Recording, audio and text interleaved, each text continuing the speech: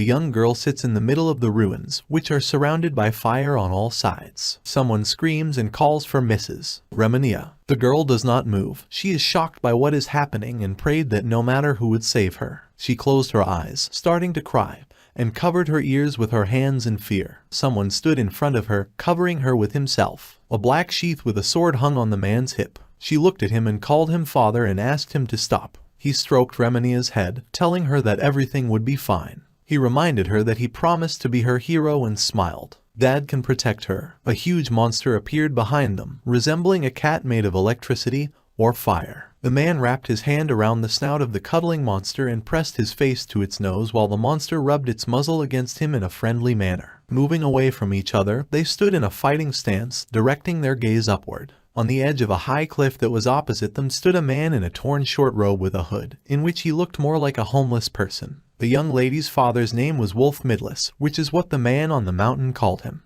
The man in the robe said that Wolf, a hero who received his power from another hero. Although it would be hard to call him a hero, in his opinion, he is nothing more than a non-entity and a fake. He laughed out loud. Wolf did not deny. His face was hidden behind his bangs, but he was clearly angry. He really received power from his daughter. What a hero he really is. The girl who, hearing these words, was confused. He tightened his grip on the sword in his hand. But he had no other way to become stronger, and there was no way back either. How can he escape after being pushed forward? Therefore, he will only move forward, step by step. That's all. Along the path of the legendary hero. The enemy was interested in what he would do then. But it's simple, there's only one thing he has to do. When a victory, he drew his sword and stood up to protect his daughter, who lay scared on the ground. Memory. The woman lies on the ground and talks about what is left for her, not for long, and asks to listen to her last request. She wants him to take care of the child. He begs her not to die. She didn't even tell him the name of the child. The girl was silent, as she was clearly exhausted. In his arms was a baby with red hair. She was crying. Next to them stood a wicker basket with books inside. When suddenly he heard the name of Ramin's child. This is the story of an SSS ranked adventurer. 15 years later, there is a forest around. A man makes his way through the dense branches of trees. The plant he was looking for catches his eye. A small herb with small fruits in the form of small berries. He rips it off. On his back is a wicker basket for herbs. His name is Wolf Midless. He is a low-ranking adventurer. He became an adventurer at the age of 12 and was already fighting monsters like goblins. Eventually, he reached his limit, and other young talented adventurers began to reach unprecedented heights. He looked at them enviously. Therefore, over time, he stopped looking for adventures on his own and began to make a living by selling grass and ores. According to the rank system, he is rank D, third from bottom. Rank is assessed on intermediate tests. The skills of adventurers as a whole are assessed. There are such ranks as FEDCB and Aware are the strongest, and F are the weakest. And this rank is the result of his 15-year career. He enters a 2-story house, and a little girl, Remania, is waiting for him at home. He picked her up and hugged her. She was glad to see her father return and hugged him tightly back. He took the child that day. Her mother said the name. Whether it was the name of the child or the mother, he did not have time to ask. The woman died, and nearby there were several books and a little girl. The child sat on the man's lap, holding an open book in his hands on the street. She called her father and claimed that her mother was a genius. He also receives an adventurer's pension after working for 15 years, and he lives in his hometown of Nicholas and raises a child. At first he didn't even know how to change diapers. Because of this, the women neighbors swore at him, and the villagers took it upon themselves. Sometimes he was so exhausted that he fell asleep, leaning against the crown of a tree in the middle of the village. Remania grew up quickly and unlike her stupid, inept father. At the age of 5, she already memorized all the magic of the beginner stage, which really surprised my father. The book she now held in her hands was a treatise on magical beasts. She read that 200 years ago a rift formed in their world, from where magical beasts came, exactly as it was written in the book. But this two worlds theory has its drawbacks. Of course, she could not deny the possibility of the existence of 2 dimensions. But where did the energy capable of opening a rift come from? She looked at the contents of the book with enthusiasm while her father was perplexed. She asked her father's opinion. He only asked why she decided to read a book on his lap. He made her a table especially for this purpose. But she feels better around her father, because she loves him very much. And she reinforced her words with hugs. He smiled and hugged back. 3 years later, someone shouted that Beowulf had appeared in the village. The townspeople began to chatter in disbelief. This is a C-rank monster. How he broke through the barrier, and there are no adventurers in their village. They crowded around the old man with a cane, who was the headman, asking what they should do. He sadly said that they had no choice. They needed to leave the village and leave. Wolf came out of the crowd with his hand raised. He said that he wanted to go. One of the residents ran up to him. He began to convince him. He thought that Wolf had already retired, especially since he has a small rank. He is not an opponent to the wolf, but the hero himself knows this. His home is here and he must protect his daughter, who is now snuggling, clutching her clothes in her small hands out of fear at his leg. He stroked her small head, and he turned around when he saw her raising a small fist towards him. With tear-stained eyes, she let go of her father's clothes and asked him to promise that he would definitely return alive, and extended her clenched fist even closer to him. He extended his in response, promising that he would definitely return to her. Among the ruins, or more precisely what was left of houses and other buildings, a monster stood on 4 huge paws with sharp long claws. Saliva flowed from his mouth. Wolf stood opposite him with a sword in his hands. The beast jumped sharply in his direction, opening its mouth and trying to grab the man, but he managed to parry the blow with his paw with his weapon. But the recoil was strong. The monster was clearly much stronger than him. The monster, removing its paw, attacked this time, hitting its target. He bit the man's shoulder with his sharp teeth and his face twisted in pain. The faces of the child and one of the residents who dissuaded Wolf from the battle were full of fear and horror. The girl quietly called out to her father, covering her mouth with her hands. The man, having overcome his pain, was able to pierce the monster's muzzle with a sword from below, and the weapon went right through. Will he be able to keep his promise? Or mountains around, and in the distance a mill could be seen. The adventurer is not in a very advantageous position right now, but he thinks that he can defeat him, despite how wounded he is and the severe shortness of breath. In a house nearby, a townsman and a daughter watched the battle through the window, crossing her palms and praying, closing her eyes. The monster, with its powerful blow of its tail, knocked the sword out of the man's hands and it flew to the side. He stepped on the man with his huge man-sized paw and growled right in front of his face. He was clutching a plant in his hands that he had recently collected in the forest.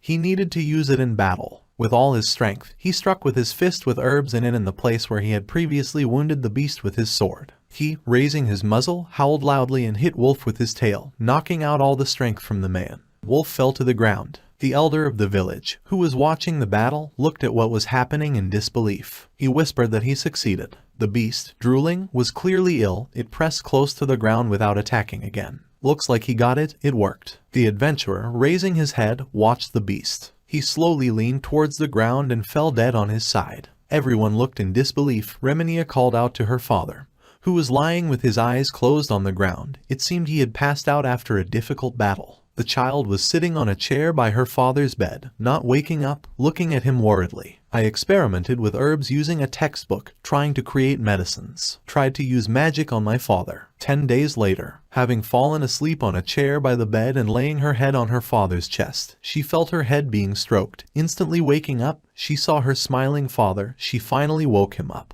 He looked at her. She cried with happiness and instantly hugged her father, asking for forgiveness. She said that when she grew up, she would marry her father. He laughed, saying that it would be an honor for him, and then she plans to become an adventurer who will protect her father. He is very pleased to hear this. I wonder if he could become a hero for his daughter. He stroked her hair. In her opinion, he definitely could. She placed her small palm in the upward direction of her father's large palm. 7 years later, Wolf calls Remenia, saying that it's time for her to leave. She washes dishes in a wooden basin, controlling the water with magic. She looks very sad. She clearly doesn't want to go, but she needs to go out already. Remenia is already 15 years old. The father said that they had already talked about this many times and decided that it was for her happiness. The girl puffed out her cheeks, clearly not particularly agreeing with his words. She ran up to him, hugging him and grabbing his shirt. She doesn't want to leave him because she will worry about him very much. He knows this and hugged her back, but he believes they can handle it, as long as she remembers to eat well. She continues to worry and makes her father promise not to drink too much,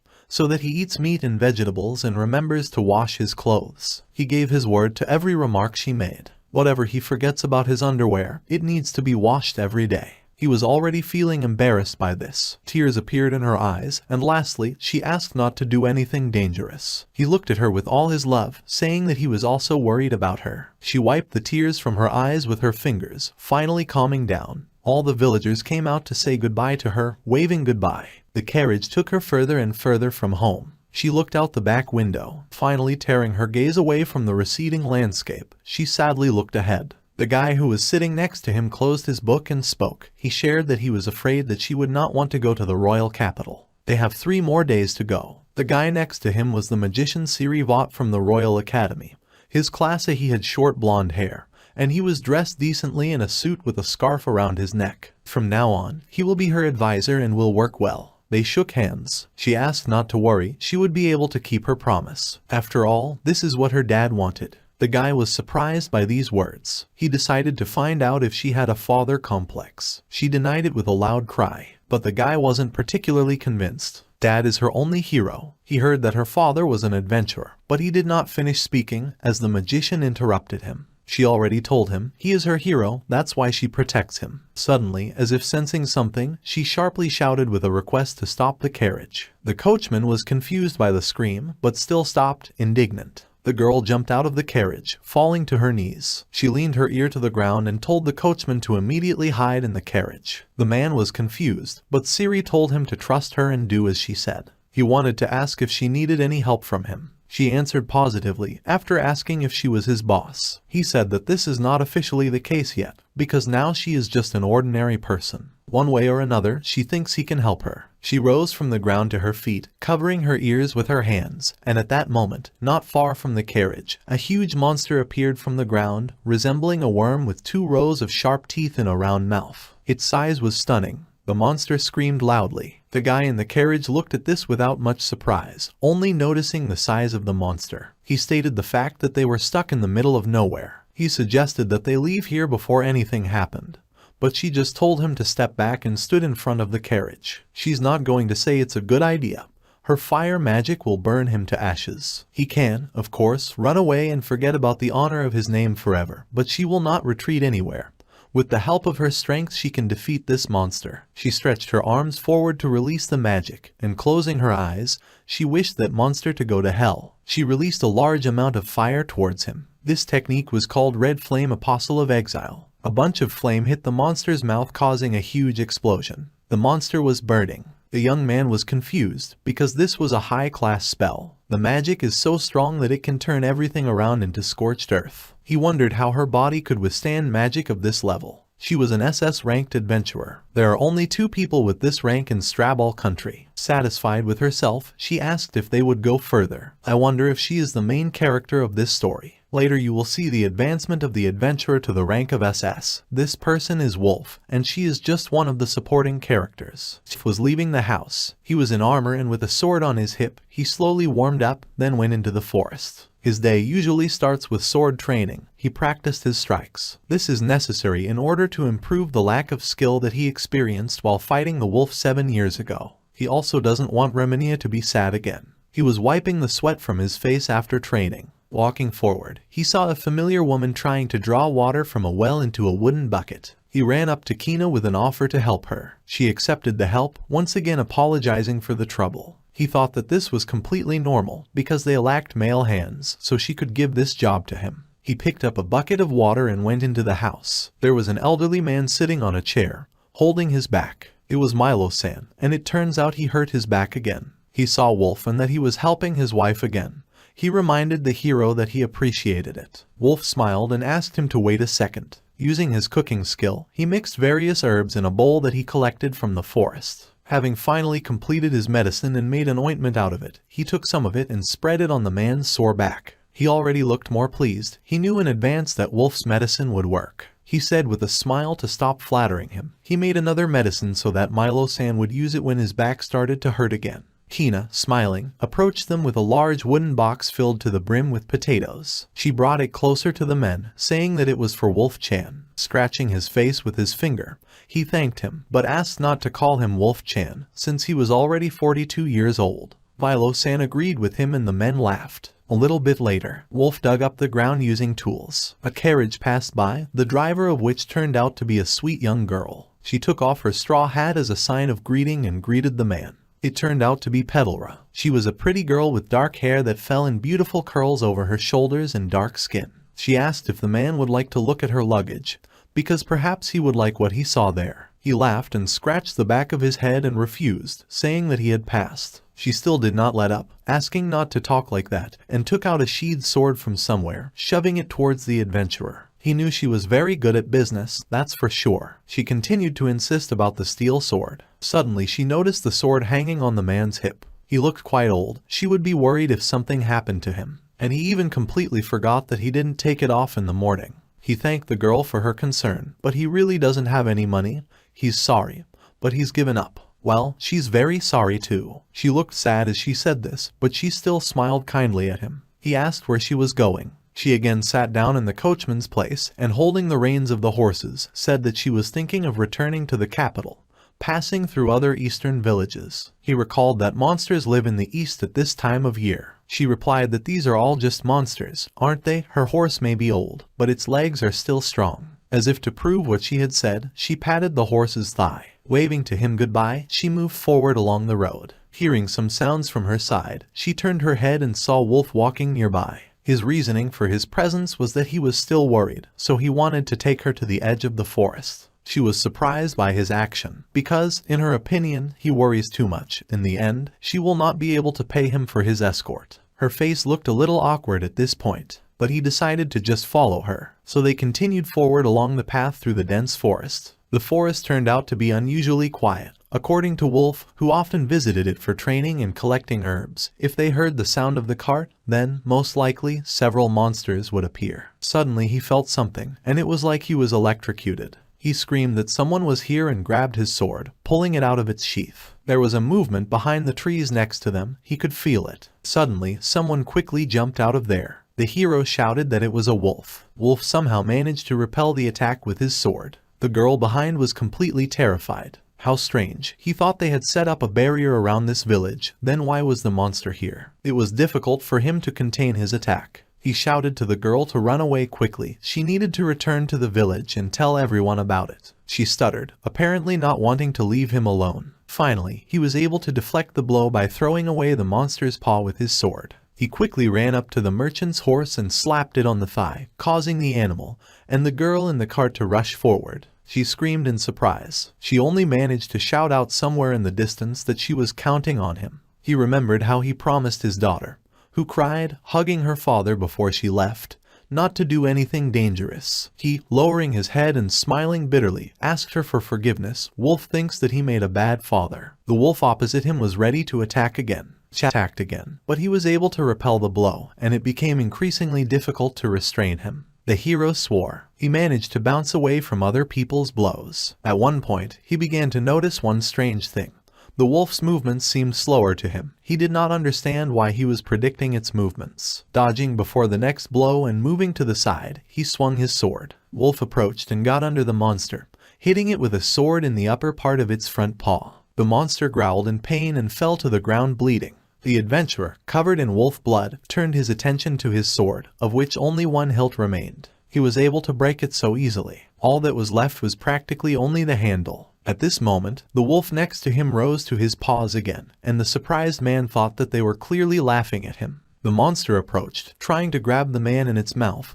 He barely managed to pull away, trying to hold him back with his bare hands. Gradually his leg began to bleed. The beast's fangs were dangerously close to his face. Knitters was horrified. Is this really death? In front of him he saw only an open mouth with many sharp fangs. Since he was left without his weapon, he could only beat the monster with his fists in despair. He was clearly on the brink. He struck with his bare hand, hitting him right in the face. There were traces of his fist on the monster's face. He fell to the ground again, this time with one blow. Wolf, standing with his back to him with his arms still outstretched, turned back. He was surprised, wondering if he could defeat him. A little later in the settlement, a large gathering of townspeople in the middle of the village. A merchant's cart stands nearby. The girl in the straw hat, surrounded by townspeople, turned back. She screamed in surprise if he was okay.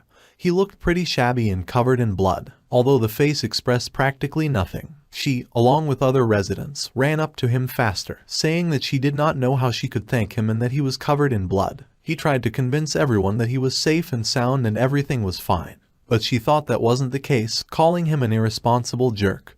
He didn't have to be so sure. She said all this loudly, clenching her fists. She clearly wasn't happy with his behavior. He was a little embarrassed. Scratching his cheek with his finger, he asked if she knew how to handle the skin of this beast. She, not understanding the essence of the question, but still answered that she did not know. He said, pointing his finger towards the forest, that this is an rank beast, and it costs a lot of money, so she can sell it and earn a lot of money. For this amount she can hire security for herself. She was surprised and refused. Mr. Wolf killed him, so why is he giving it to her? But what's the point in taking it for himself if he is not a merchant? And sighed with regret. He turned in the other direction from the crowd and began to leave, saying that he was tired, so he would go wash his face and go to bed. Everyone looked after him with shocked faces. The merchant saw him off with rounded eyes and an open mouth, not even knowing what to say. Another day, Wolf was forging his own sword on the street using a hammer. He liked the result. Now his sword was as good as new. There's only one thing left. He stood in front of a wall, in the middle of which there was a huge hole and boulders that used to be part of it. He, looking into the hole itself as if stating a fact, said that it was broken. Lost in thought, he crossed his arms and closed his eyes. He is too weak to fix it. However, he cannot always rely on his daughter, who recently left for the royal capital. An image appeared in his head of his sweet daughter calling him, and he decided to calmly ask the guild. First, for some reason, having examined some of the stones that were previously part of the barrier, she stood up and looked at the sky. Raminia should have already arrived at the royal capital. Raminia was still on her way. She sadly watched the view from the window. The guy next to her said that from here she would no longer see the village. She puffed out her cheeks. This is all because she was worried about her father, wondering if he changed his underwear every day. The guy was surprised that this was what bothered her. Indignantly, Siri said that as far as he remembers, her father was attacked by a wolf. He could have easily lost his life, but without finishing, he immediately covered his mouth with his palm, groaning, as if he had said something he shouldn't have. She looked pleased, telling Siri that she was fine. She snapped her fingers and smiled confidently. She was clearly about to brag about something. Of course, the monsters around the village were of the E or F rank. But outside the barrier that was not the case, and that's why she did something for her dad. Siri was curious about what exactly she did and asked her to tell him. She was clearly pleased with the work done and said that with the help of her magic she had strengthened his body to such an extent that his rank was now much higher than before. The guy was shocked, because this is high-level magic. They looked at each other silently for a while. While the guy hasn't said that no matter how much she helps, he believes that combat is not only about strength, it is very important. But for her, her dad is the strongest, because he is in her heart. And as if to prove her words, she pointed a finger at her chest. At that moment, her father, heading somewhere, shuddered from his feelings. He raised his head and saw a man on the edge of the cliff above, wearing a robe and hat blowing from the gusts of wind. The man's ears on top were like those of an elf. He, with a clearly unfriendly face, asked the adventurer what he was doing here. He seemed annoyed. Wolf was confused.